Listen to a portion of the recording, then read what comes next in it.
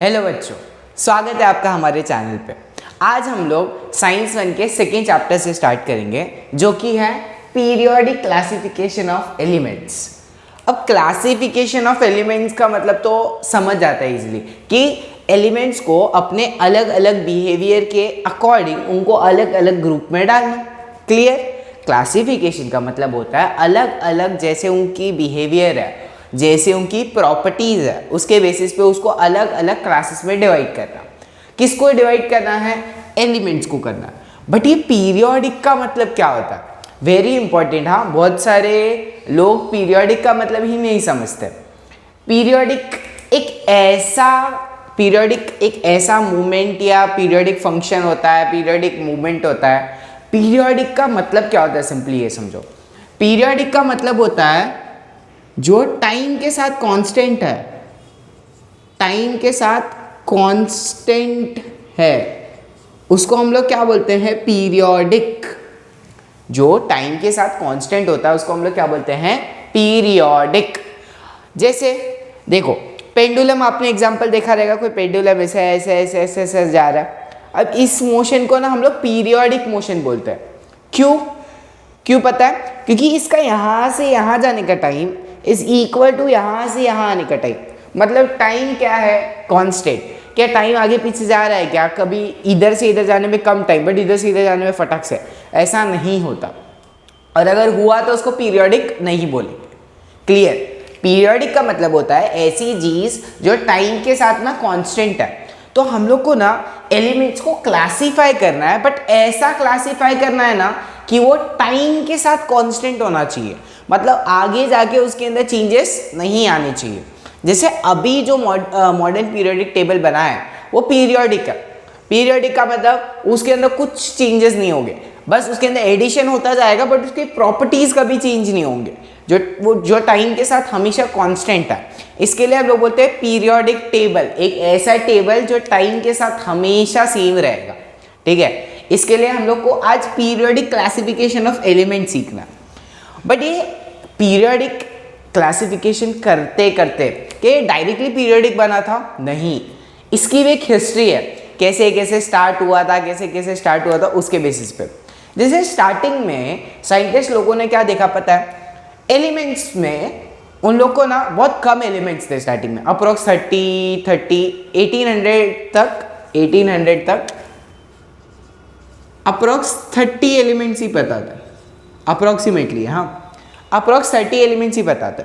तो उन लोग ने क्या किया, उनका जो मेजर क्लासिफिकेशन था ये 30 में, उन लोग ने दो टाइप में क्लासीफाई किया, which is metals and non metals.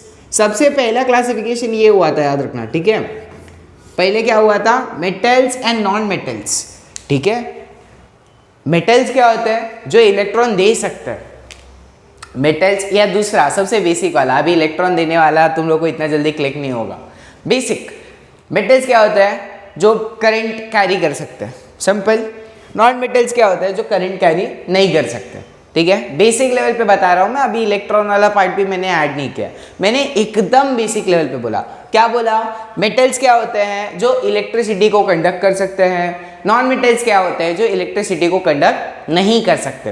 तो स्टार्टिंग के जो 30 एलिमेंट्स थे ना, उनको ये दो पार्ट में क्लासीफाई किया। फिर ना और एलिमेंट्स मिलते गए। उसमें से कुछ एलिमेंट्स ना कभी कभी मेटल की तरह बिहेव करते थे और कभी कभी नॉन मेटल की तरह बिहेव करते थे।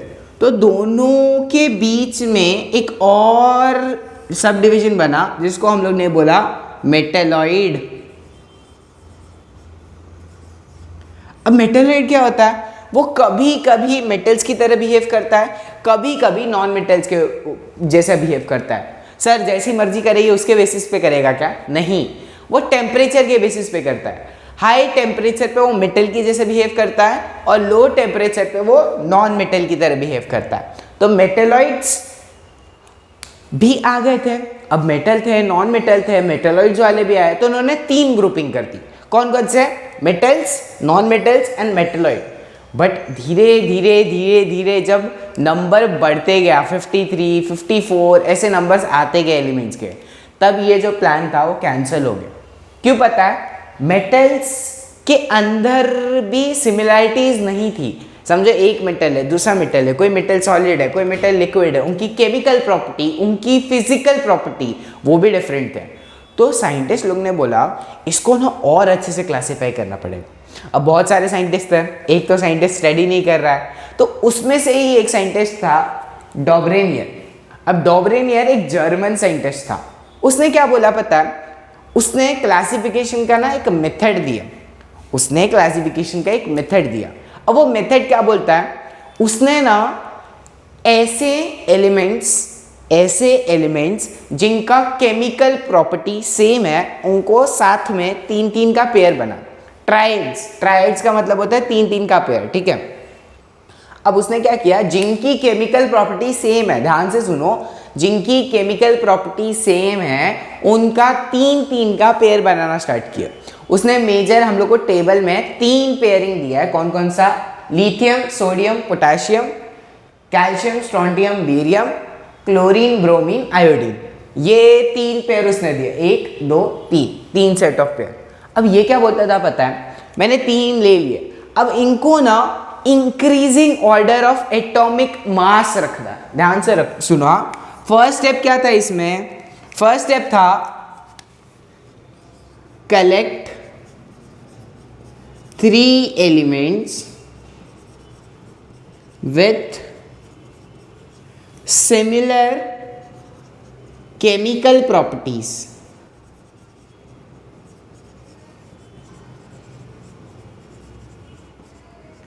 तीन एलिमेंट्स ढूंढने हैं जिनकी केमिकल प्रॉपर्टी क्या होनी चाहिए, सिमिलर होनी चाहिए। फिर क्या, उनको अरेंज करना है, arrange in increasing order of atomic मास।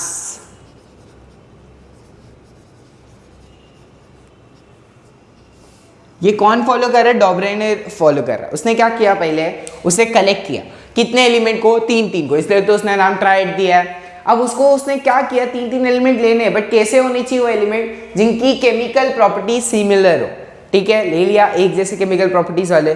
फिर उनको लेने के बाद क्या करना है, इंक्रीजिंग ऑर्डर में अरेंज करना है। किसके इंक्रीजिंग ऑर्डर में, एटॉमिक मास के। अब इंक्रीजिंग ऑर्डर में अरेंज कर दिया, उसके बाद क्या सर, एक बार जब उसने इंक्रीजिंग ऑर्डर में सेलेक्ट कर दिया तो उसने क्या नोटिस किया पता है, जो बीच वाला एटम का एटॉमिक मास है वो फर्स्ट और थर्ड के सम के बराबर। क्या, जो बीच वाला का एटॉमिक मास है वो फर्स्ट और थर्ड के सम के बराबर है। बट सम करके ना हर बार आंसर सही नहीं आ रहा था, तो उसने क्या किया, थोड़ा मॉडिफाई किया और फाइनल स्टेटमेंट क्या दिया पता है, जो बीच वाला एटॉमिक मास है वो फर्स्ट और थर्ड के मीन के बराबर है। अब देखो थोड़ा थोड़ा कंफ्यूजन स्टार्ट हो गया रहेगा। देखो जो टेबल दिया है ना उसको आप लोग अच्छे से ओपन कर लो। मैं क्या करता हूँ, ये वाले पार्ट को अपन रब करते हैं और रब करके ना इसका क्या प्रॉपर सीक्वेंस है, एक एग्जांपल, फर्स्ट वाला एग्जांपल लेके करते हैं, ठीक है। आप इसको नोट डाउन कर सकते हैं। देखो मैं ना बहुत कंसाइज मैनर में पढ़ा रहा हूँ, ठीक है। तो उसमें मैंने इंट्रोडक्शन वाला पार्ट यहाँ पे कवर कर लिया है। डॉबरेनियर ट्राइड्स का हम लोग ऑलमोस्ट कवर कर रहे हैं। उसमें मैंने क्या क्या इंपॉर्टेंट पॉइंट है वो मैं आपको ऑलरेडी निकाल के दे रहा हूँ। तो इसमें भी ऐसा मत समझना कि इसमें भी कुछ इंपॉर्टेंट नहीं है, ऐसा नहीं है। जो भी मैं पढ़ा रहा हूँ ना is very very very very important, ठीक है। तो इसको आंख बंद करके इतना पॉइंट तो याद करना ही करना है, ठीक है। सिंपल स्टार्ट कैसे किया था, periodic classification of elements. Periodic का मतलब क्या होता है, जो टाइम के साथ कांस्टेंट रहे। उसके बाद हम लोग ने क्या पढ़ा कि स्टार्टिंग में 1800s में अप्रोक्सीमेटली 30 एलिमेंट्स थे। तो सिंपली साइंटिस्ट लोग ने उसको 2 मेजर पार्ट्स में डिवाइड किया, one is metal and one is non metal. Metal क्या करते थे, अपने अंदर इलेक्ट्रिसिटी को फ्लो करने देते थे, और नॉन मेटल वही ऑपोजिट, उसका इलेक्ट्रिसिटी फ्लो नहीं करने देते थे। अब जैसे जैसे नए नए नए नए एलिमेंट्स आते गए, एक नया ग्रुप बना उन लोग ने, मेटलॉइड्स, जो कभी कभी मेटल का प्रॉपर्टी दिखाता था, कभी कभी नॉन मेटल का प्रॉपर्टी दिखाता था।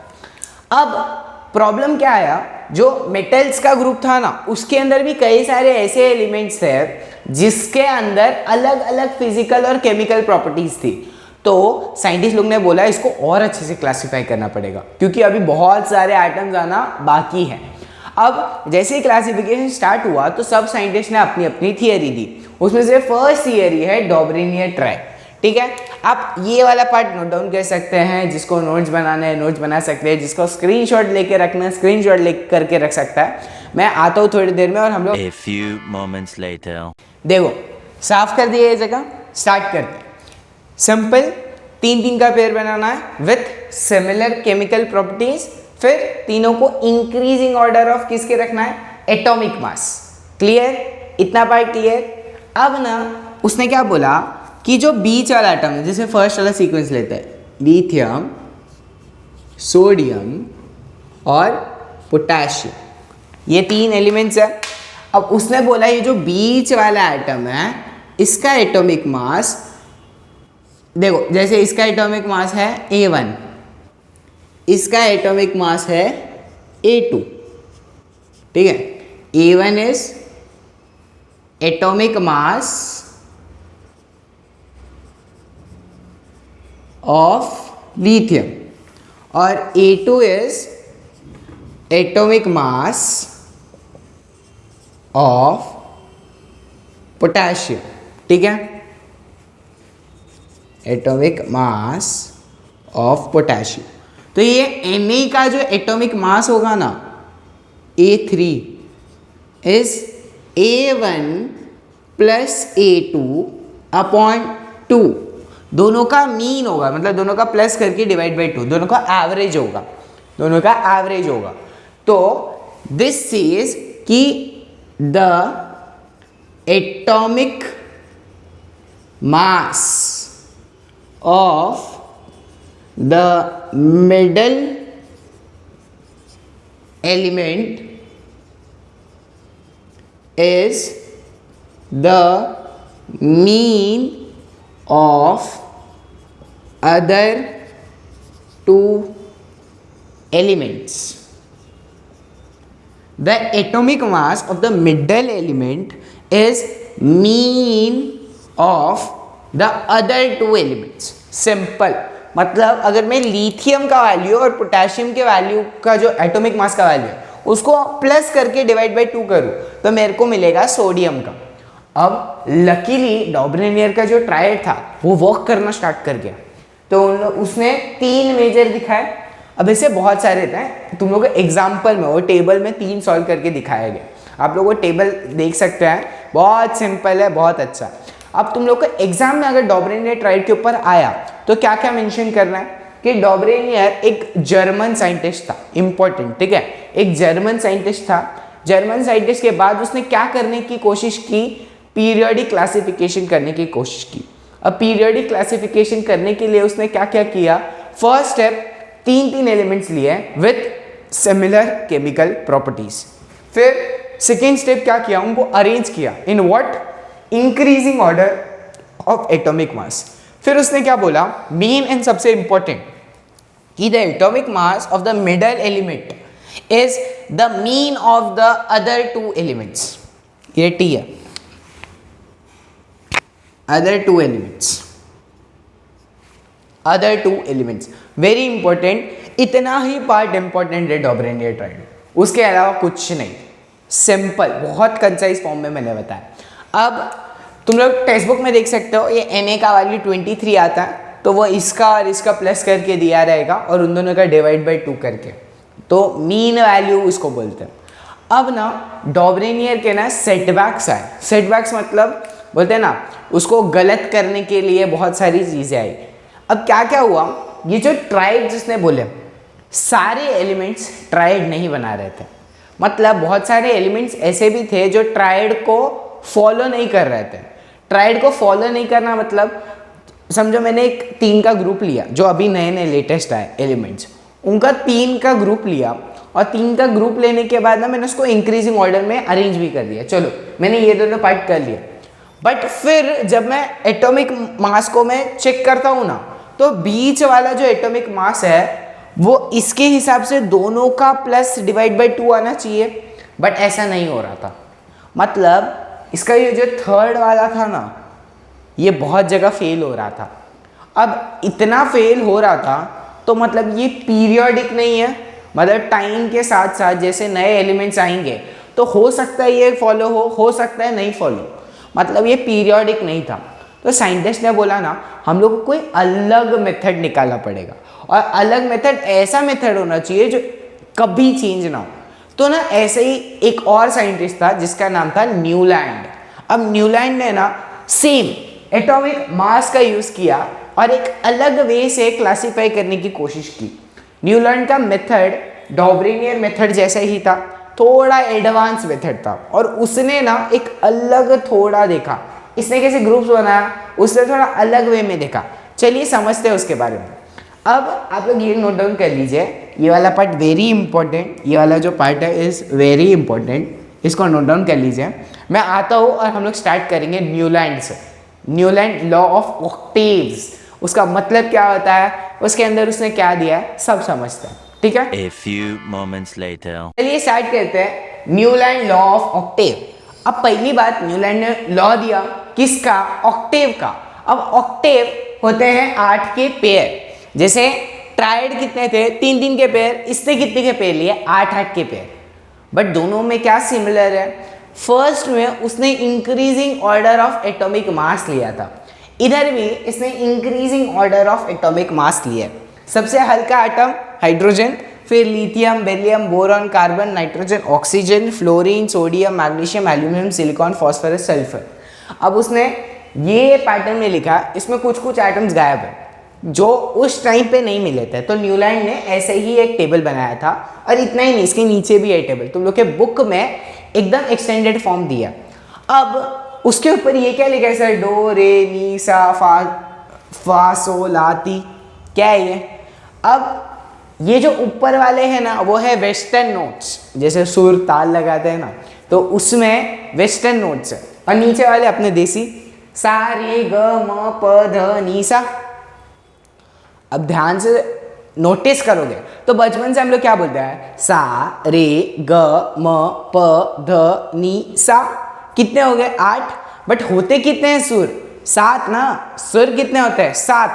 बट हम लोग 8 क्यों बोलते हैं, ध्यान से नोटिस करोगे ना तो हम लोग जो फर्स्ट सा बोलते हैं वही हम लोग लास्ट में सा रिपीट करते हैं। देखो सा रे ग म प ध नी सा, तो ये फर्स्ट वाला सा और 8th वाला सा सेम है। वैसे ही एलिमेंट्स में भी होता है। समझो मैं किधर से भी एक एलिमेंट को काउंट करना स्टार्ट करता हूँ, तो जो फर्स्ट वाला एलिमेंट होगा और जो 8वां वाला एलिमेंट होगा उसके फिजिकल और केमिकल प्रॉपर्टीज सेम होंगे।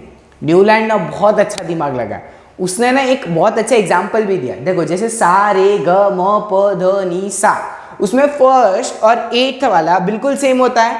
तो उसने वही बोला, एलिमेंट्स को अगर मैं increasing order of what atomic mass में रखता हूं तो उसके बाद क्या होता है, हर 8वां एटम फर्स्ट वाले एटम की जैसे केमिकल प्रॉपर्टीज और फिजिकल प्रॉपर्टीज शो करता है। जैसे एक स्टार्ट करते हैं हाइड्रोजन से, हाइड्रोजन मेरा फर्स्ट एटम है, चलो 1, तो ये 1 है, 2 3 4 5 6 7 8। 1 कौन सा था मेरा, ये। 8 कौन सा है मेरा, ये। तो हाइड्रोजन और फ्लोरीन ये दोनों के फिजिकल और केमिकल प्रॉपर्टीज लगभग सेम होंगे। जैसे एक दूसरे एटम का लेते हैं बोरॉन, ठीक है। बोरॉन से काउंट करना स्टार्ट करते हैं, ये हो गया 1 2 3 4 5 6 7 8। ये 8 था, ये 1 था। तो बोरॉन और एल्यूमिनियम का केमिकल और फिजिकल प्रॉपर्टी लगभग सेम होगा। तो उसने क्या बोला, हर 8वां एटम सेम फिजिकल और केमिकल प्रॉपर्टी सेम शो कर रहा, तो उसको हम लोग एक अलग ग्रुप में रख सकते हैं। तो उसने ना ऐसा एक ट्रिक दिया, एक पैटर्न दिया। बट प्रॉब्लम आना स्टार्ट हुआ तब जब इसके बीच के खाली एलिमेंट जो गायब थे वो आना स्टार्ट हो गए। अब जैसे ही नए एलिमेंट्स आना स्टार्ट हो गए तो ये पैटर्न ना टूटता हुआ नजर आया। स्टार्टिंग में ये पैटर्न मस्त फॉलो हो रहा था और न्यूलैंड को ना बहुत अच्छा, एकदम बोलते हैं ना, रिस्पॉन्स भी बहुत अच्छा आया था। बट धीरे धीरे जैसे नए एलिमेंट्स मिलते गए उनकी प्रॉपर्टीज डिफरेंट थी।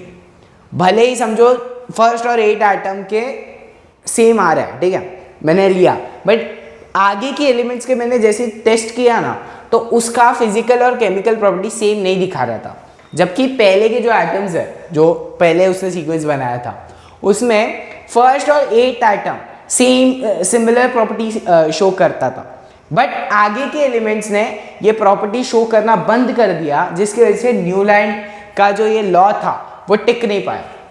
अब ऐसे ही ना न्यूलैंड का ऑक्टेव भी गलत हो गया, डॉबरिनियर ट्राइड भी गलत हो गया, मतलब ये लोग कुछ तो गलती कर रहे हैं, और वो गलती क्या है ना वो आपको रियलाइज होगी, देखना।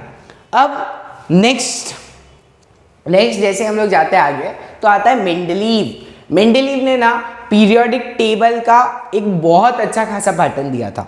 मेंडलीव जो साइंटिस्ट था उसने क्या किया, एक बहुत अच्छा खासा पैटर्न दिया, और वही पैटर्न को कॉपी करके ना अभी हम लोग ने मॉडर्न पीरियोडिक टेबल बनाया। मतलब सोचो वो कितना अच्छा मॉडल होगा। वो इतना अच्छा मॉडल था कि अभी का जो मॉडर्न पीरियोडिक टेबल है ना वो उसके मॉडल को कॉपी करके, या बोलते हैं ना उसी को बोलते हैं ना एक्स्ट्रा मॉडिफाई करके अभी वाला वर्जन बनाया। तो सोचो वो कितना अच्छा होगा और कितना बेटर होगा, लेकिन फिर नया मॉडिफाई करने की ज़रूरत पड़ी, मतलब वो सही नहीं था। अब सेकेंड चीज़, ये जो लॉ है क्या ये टाइम के साथ सही रहा? नहीं। तो क्या ये पीरियोडिक हो सकता है? नहीं, क्योंकि पीरियोडिक का मतलब क्या होता है, टाइम के साथ कांस्टेंट होना। ये भी टाइम के साथ साथ फेल हो गया, तो ये पीरियोडिक फंक्शन नहीं है। तो कभी कभी क्वेश्चन आता है कि डॉबरिनियर ट्रायड और न्यूलैंड लॉ ऑफ ऑक्टेव्स, क्या ये दोनों पीरियोडिक है? नहीं, ये दोनों पीरियोडिक नहीं है, क्योंकि ये टाइम के साथ बदलते गए। अब मेंडलीव जो साइंटिस्ट था ना उसने बोला ठीक है एटॉमिक मास है, एटॉमिक मास लेते हैं, 8 का पेयर था, 8 का पेयर वाला भी उसने लॉजिक लिया, और उसने क्या किया, एटम की ना रिएक्टिविटी देखी, एटम कैसे रिएक्ट करता है। तो उसने ना उसके हाइड्राइड और ऑक्साइड बनाया। हाइड्राइड मतलब जो भी एक एलिमेंट है उसको हाइड्रोजन से रिएक्ट करो और उसके हाइड्राइड्स बनाओ। ऑक्साइड मतलब जो भी एक एटम है उसको ऑक्सीजन के साथ रिएक्ट करो और उसके ऑक्साइड्स बनाओ। ऐसे उसने हाइड्राइड और ऑक्साइड बनाया, उनको ना एक टेबल में फिक्स किया। अब इसने जो टेबल बनाया है ना उसमें से सीधे सीधे लाइंस है और एक ऐसे वर्टिकल लाइंस है, ठीक है। उसने ऐसे सीधे सीधे लाइंस और ऐसे टेढ़े टेढ़े horizontal lines, vertical and horizontal lines उसने बनाने स्टार्ट किए और उससे एक टेबल बनाया। उसने भी increasing order of atomic mass ही रखा। ध्यान से सुनो, फर्स्ट सेकेंड थर्ड तीनों ने क्या किया है, इंक्रीजिंग ऑर्डर ऑफ एटॉमिक मास। अब उसने क्या किया, जो भी हाइड्राइड और ऑक्साइड सेम प्रॉपर्टी शो करते थे ना उसको एक सेम ग्रुप में प्लेस करना स्टार्ट किया। जो भी हाइड्राइड और ऑक्साइड सिमिलर प्रॉपर्टी शो करते थे ना उसको एक सेम ग्रुप पे अरेंज करना स्टार्ट किया। ऐसे करके ना उसने एक टेबल बनाया। अब वो जो टेबल उसने बनाया ना वो इनकी कंपैरिजन में ना बहुत करेक्ट था, इनके कंपैरिजन में बहुत करेक्ट था। अब वो कैसे करेक्ट था, क्यों करेक्ट था, उसका डीप में जो है ना वो हम लोग नेक्स्ट लेक्चर में पढ़ेंगे। तब तक आप इसको अच्छे से नोट डाउन कर सकते हो, क्या पैटर्न था वो समझो। याद रखना, every 8th atom show similar chemical and physical property same as first atom। Her 8वां atom first atom की तरह दिखा था, और उसको एक्सप्लेन करने के लिए उसने ये नोट्स दिए थे, सा रे ग म प ध नि सा, जो अपना नॉर्मल है। और वेस्टर्न में हम लोग डो रे मी फा सो ला ती। अब इसको याद करने के लिए डोरेमोन जिसने देखा रहेगा उसको इजीली याद हो जाएगा। डो रे मी, ठीक है, डो रे मी। अब ये फासो समझो कुछ एक खाने की चीज़ है, ऐसे इमेजिन करते हैं अपन, ठीक है।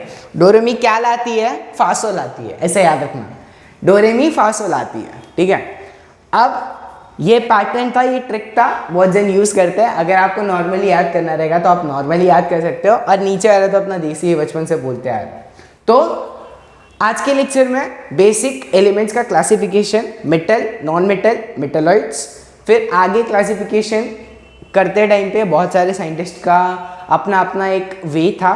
फर्स्ट था डॉबरेनियर ट्रायड, 3 का pair, increasing order of atomic mass, बीच वाले का एटॉमिक मास है सम नहीं, mean is better, mean of the other 2 elements का एटॉमिक मास। तो वैसे करके हम लोग ने डॉबरेनियर ट्रायड दिखा था। फिर उसके बाद आया Newland law of octave. It says that every 8 atom show similar chemical and physical property same as first atom. जो भी फर्स्ट एटम है, लेट्स से ये फर्स्ट एटम है, तो हर 8th एटम, इसका 8th एटम, ये 1 है तो 2, 3, 4, 5, 6, 7 and 8, first and 8th atom show similar chemical and physical properties. तो ऐसा करके आज का लेक्चर इधर ही खत्म करता है। मिलते हैं नेक्स्ट लेक्चर में, तब तक के लिए बाय बाय।